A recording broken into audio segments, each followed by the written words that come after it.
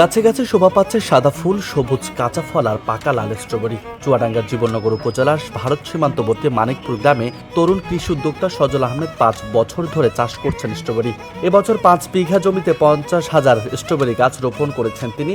জানুয়ারি মাস থেকে গাছে ফুলও আসতে শুরু করেছে, ফলে ফলন হয়েছে বেশ ভালো। সব খরচ বাদ দিয়ে প্রায় 30 লাখ টাকার স্ট্রবেরি বিক্রি করতে পারবেন বলে আশা জানান কৃষি উদ্যোক্তা সজল আহমেদ। এখানে আপনার 4 প্রকারের স্ট্রবেরি আছে। 5 বিঘা জমিতে টোটাল 50,000 গাছ লাগানো আছে। তা আপনার এখানে আমেরিকান ফেস্টিভ্যাল আছে, বাড়ি 1 আছে, বাড়ি 2 আছে, আর আমেরিকার একটা নতুন একটা ভ্যারাইটি আছে। তা আমার যেগুলো দেশের বাইরেতে চারা নিয়ে আসে এগুলোর খুব ভালো রেজাল্ট, আর বাংলাদেশ গবেষণার্থে যে চারাগুলো নিয়েছে ওইগুলোর রেজাল্ট খুবই খারাপ। স্ট্রবেরি আমি গত বছরও আলহামদুলিল্লাহ ভালো টাকার স্ট্রবেরি বিক্রি করছিলাম। এবারেও আশা করছি যে গাছ খুব সুন্দর আছে, এবছর আমি এরকম 30 লক্ষ টাকার স্ট্রবেরি বিক্রি করতে পারবো। এদিকে সজল আহমেদের স্ট্রবেরি চাষ এলাকায় বেশ সাড়া ফেলেছে। স্ট্রবেরি বাগান দেখতে প্রতিদিনই ভিড় করছে বিভিন্ন এলাকার মানুষ।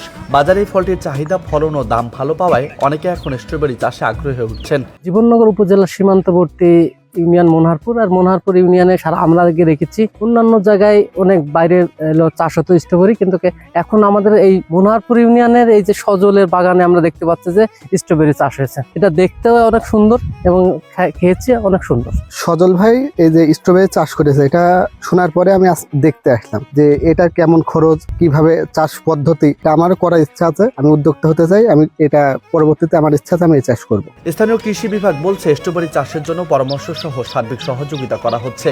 বিদেশে এই ফল দেশের মাটিতে সম্প্রসারণ করা গেলে কমবে আমদানি নির্ভরতা, আর এতে অর্থ সাশ্রয়ের পাশাপাশি লাভবান হবে দেশের কৃষকেরা, এমনটাই মনে করেন সংশ্লিষ্ট কর্মকর্তারা। এখানে যে মাঠে আমরা আসছি, মাঠে এখানে দেখলাম 4টা জাতের এখানে স্ট্রবেরির গাছ আছে। তার মধ্যে যেটা এই যে সজল আহমেদ তার বাগানে আমরা আসছি, এই আমরা যে বাগানটায় আছি এটা গাছগুলো অনেক চমৎকার গাছ। এটা কারণ এই চারাটা নিয়ে আসছে ইন্ডিয়া থেকে।